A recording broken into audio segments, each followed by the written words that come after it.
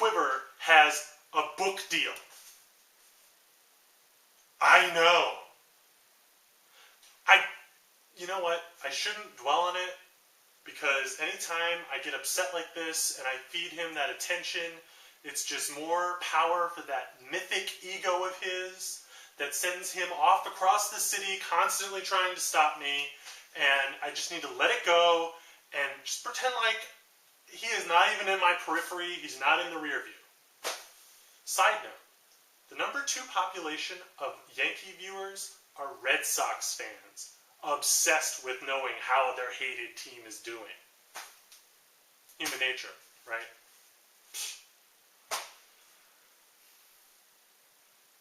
It's called Go Tell It on the Mountain.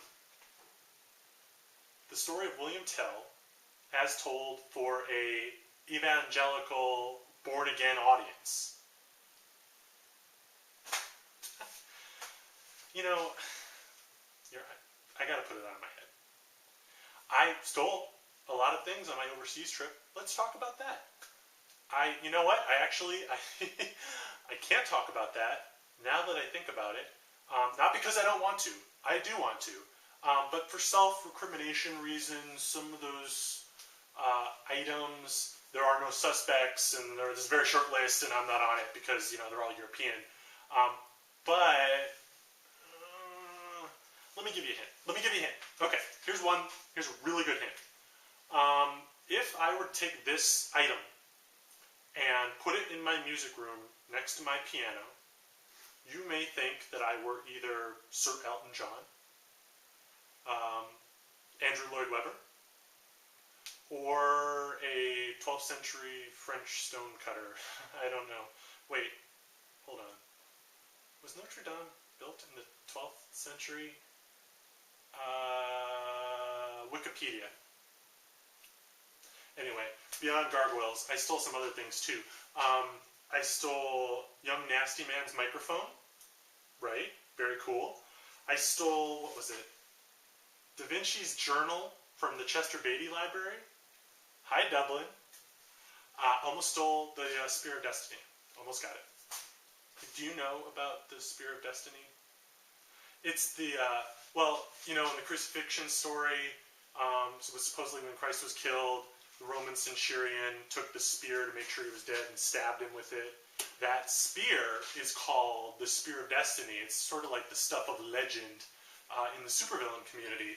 Hitler had it during World War II, and he was invincible, and then he lost it, and shortly thereafter Berlin was sacked. And so, Rupert Murdoch has it now. That reminds me of a funny Rupert Murdoch story. So he has this apartment, like this penthouse in Manhattan, and he doesn't live there or anything, but that's where he keeps the spear most of the time. He usually lets his big name talent for his shows and newspaper and all that channels stay there when they're in town, or if they need a place to crash, like on the down low. So I'm there. He's got this huge skylight that overlooks the dining room down into the penthouse, and I'm right at this thing, about to go down, and I'm not going to steal it yet, because that's not how I operate. I was going to do some, light reconnaissance, go back, have some tea, think it over, try to figure out what exactly little tasty, crazy notes I can leave for King Quiver that will bend his mind. Anyway, I'm looking down, I'm about to swoop down and get it, and all of a sudden the lights turn on, and Glenn Beck comes walking into the room, sitting down at the table. He keeps later hours than a wolf man, I swear, because I was sitting there for 2 hours waiting for him to finish eating. The man does not discriminate what he puts in his mouth. Okay? I got bored, I left. I didn't even case the joint, I just left it. I don't even know, Rupert still has it, I bet. If I had to guess. I went to North Korea. Got to go to the Imperial Palace, meet my buddy Kim Jong-il. We're good pals. He's a very, very busy man, but I always just drop by and play pranks on him, and he plays pranks on me. He killed my sidekick. So I got him back. I got him. I'm not going to say what I did, but I did take something from the Imperial Palace. And the next time he plans on watching Felicity Disc 4, Season 3, he is in for an unpleasant surprise. Oh. You like this sweater? Dad gave it to me before I went on my summer vacation for my birthday. I got him a piece of the Blarney Stone, but you know, sweater, that's great, right? You know, I don't know why. I just don't know why he doesn't appreciate me.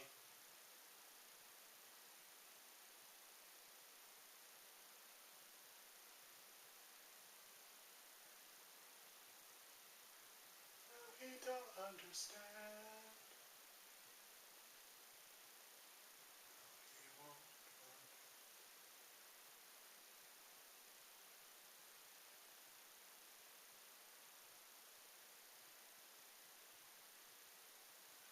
Come back.